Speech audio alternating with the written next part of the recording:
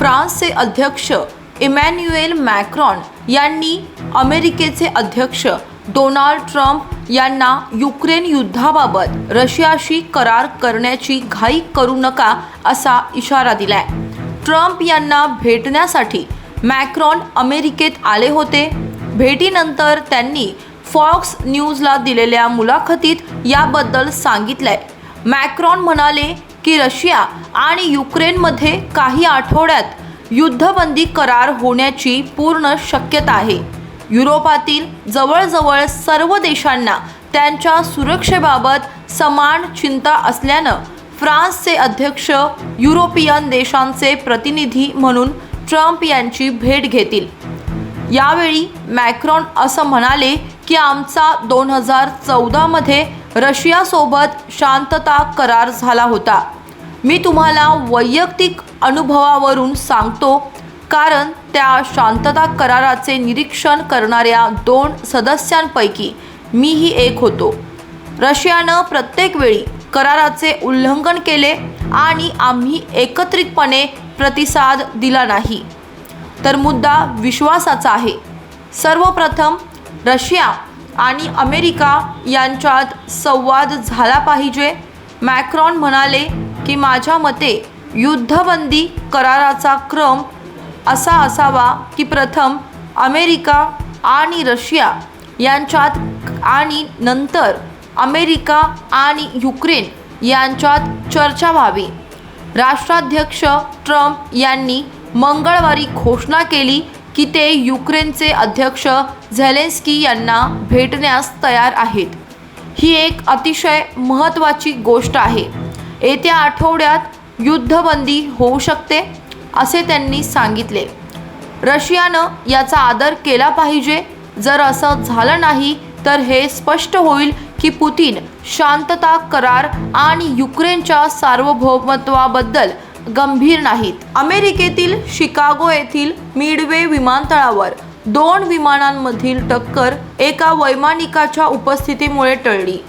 साऊथवेस्ट एअरलाइन्सचे विमान विमानतळावर उतरण्याचा प्रयत्न करत असताना दुसरे विमान चॅलेंजर 350 खाजगी जेट धावपट्टीवर आले होते। अशा परिस्थितीत साऊथवेस्ट एअरलाइन्सचे विमान जमिनीला स्पर्श करण्यापासून फक्त 50 फूट अंतरावर होते, परंतु अचानक वर जावं लागलं। नंतर विमान शिकागो विमानतळावर सुरक्षितपणे उतरण्यात आलं।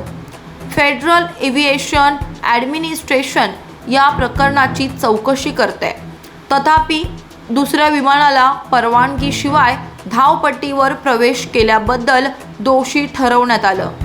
मिडवे एअर ट्रॅफिक कंट्रोलनं सांगितलं की खाजगी जेटच्या पायलटचा धावपट्टीपासून दूर राहण्यासाठी किमान 9 वेळा इशारा देण्यात आला होता, पण वैमानिकाने त्या सूचनांकडे दुर्लक्ष केलं असं पाहण्यात आलं। अमेरिकेची राजधानी वॉशिंग्टन DC-मध्ये 29 जानेवारीच्या रात्री एक प्रवासी विमान आणि हेलिकॉप्टरची टक्कर झाली। अपघातानंतर दोघेही पोटोमॅक नदीत पडले। विमानात 4 क्रू मेंबरसह 64 लोक होते। हेलिकॉप्टरमध्ये 3 जण होते। या अपघातात सर्व 67 जणांचा मृत्यू झालाय। अधिकाऱ्यांनी सर्वांच्या मृत्यूची पुष्टी केली आहे। अपघातानंतर अमेरिकन एअरलाइन्सचे विमान पोटोमॅक नदीत 3 तुकड्यांमध्ये आढळले। विमान आणि हेलिकॉप्टरचे फ्लाईट डेटा रेकॉर्डर देखील सापडले।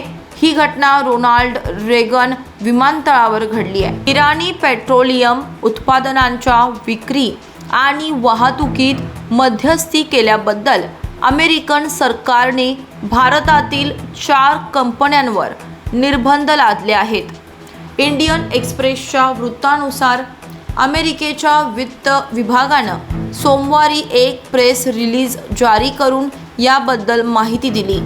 अमेरिकेचे म्हणणे आहे की इराणची तेल निर्यात बेकायदेशीर शिपिंग नेटवर्कद्वारे केली जाते। डोनाल्ड ट्रम्प यांच्या जास्तीत जास्त दबाव धोरणांतर्गत अमेरिका अशा नेटवर्कवर कारवाई करत आहे, ज्यामुळे इराणचे उत्पन्नाचे स्रोत थांबवू शकतात। अमेरिकेच्या ट्रेझरी डिपार्टमेंटनं म्हटलं की आज बंदी घातलेल्यांमध्ये UAE आणि हाँगकाँगमधील तेल दलाल, भारत आणि चीनमधील टँकर ऑपरेटर आणि व्यवस्थापक, इराणच्या राष्ट्रीय इराणी तेल कंपनीचे प्रमुख आणि इराणी तेल टर्मिनल्स कंपनीचा समावेश आहे. यातून इराणच्या अस्थिर कारवायांना आर्थिक पाठबळ मिळाले. संयुक्त राष्ट्रांच्या महासभेत युक्रेनियन ठरावाविरुद्ध रशियाच्या समर्थनार्थ अमेरिकेने मतदान केले. रशियासोबतच्या युद्धाला 3 वर्ष पूर्ण झाल्याबद्दल युक्रेनने संयुक्त राष्ट्रांमध्ये ठराव मांडला होता. या ठरावात रशियन हल्ल्याचा निषेध करण्यात आला आणि युक्रेनमधून रशियन सैन्य तात्काळ मागे घेण्याची मागणी देखील करण्यात आली. आपल्या जुन्या धोरणांविरुद्ध अमेरिकेनं आपल्या सहकारी युरोपियन देशांच्या विरोधात जाऊन या प्रस्तावाविरुद्ध मतदान केलं. रशिया आणि युक्रेनमधील युद्ध सुरू झाल्यानंतर पहिल्यांदाच अमेरिका आणि इस्रायलनं युक्रेनच्या विरोधात मतदान केले, तर भारत आणि चीनसह 65 देशांनी मतदानात भाग घेतला नाही. या प्रस्तावाला पाठिंबा देणाऱ्यांमध्ये जर्मनी, ब्रिटन आणि फ्रान्ससारखे प्रमुख युरोपियन देश समाविष्ट आहेत. हा प्रस्ताव 93 विरुद्ध 18 मतांनी मंजूर झाला आहे. संयुक्त राष्ट्रांच्या महासभेत युक्रेनियन ठरावाविरुद्ध रशियाच्या समर्थनार्थ अमेरिकेने मतदान केले. अमेरिकन नागरिकत्व देण्याच्या बदल्यात राष्ट्राध्यक्ष ट्रम्प 5 पट जास्त पैसे आकारणार आहेत.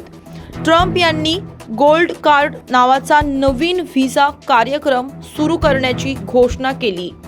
तो $5 मिलियन मध्ये खरेदी करता येईल. ट्रम्प यांनी याला अमेरिकन नागरिकत्वाचा मार्ग म्हणून वर्णन केलंय. ट्रम्प यांनी गोल्ड कार्ड हे EB-5 व्हिसा कार्यक्रमाचा पर्याय म्हणून वर्णन केलंय आणि भविष्यात 1 मिलियन गोल्ड कार्ड विकले जातील असं देखील सांगितलंय.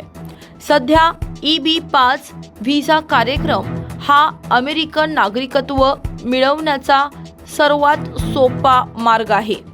यासाठी लोकांना $10 लाख द्यावे लागतील.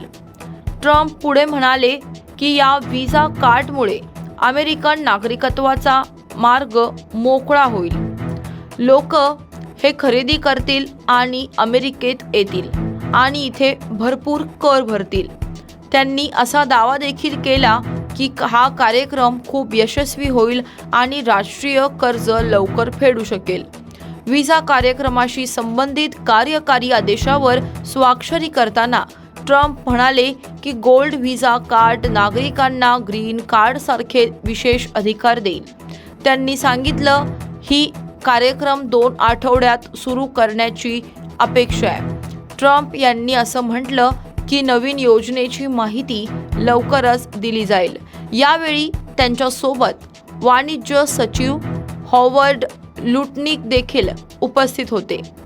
ते म्हणाले की नवीन व्हिसा कार्यक्रमामुळे देशात गुंतवणूक वाढेल, त्याचबरोबर EB-5 संबंधित फसवणूक थांबेल आणि नोकरशाहीला देखील आळा बसेल. ट्रम्प 35 वर्ष जुनी व्यवस्था बदलतील. अमेरिकेत कायमचे वास्तव्य करण्यासाठी ग्रीन कार्ड आवश्यक आहे.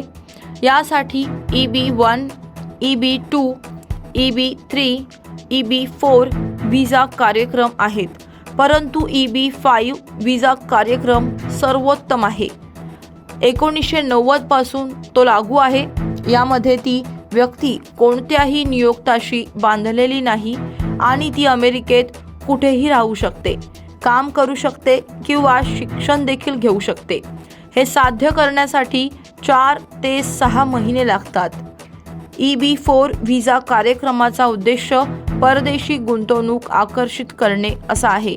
यामध्ये लोकांना किमान 10 नोकऱ्या निर्माण करणाऱ्या व्यवसायात $10 लाख गुंतवणूक करावी लागते. हा व्हिसा कार्यक्रम गुंतवणूकदार त्याच्या जोडीदाराला आणि 21 वर्षांखालील कोणत्याही मुलाला अमेरिकेचे कायमचे नागरिकत्व देतो.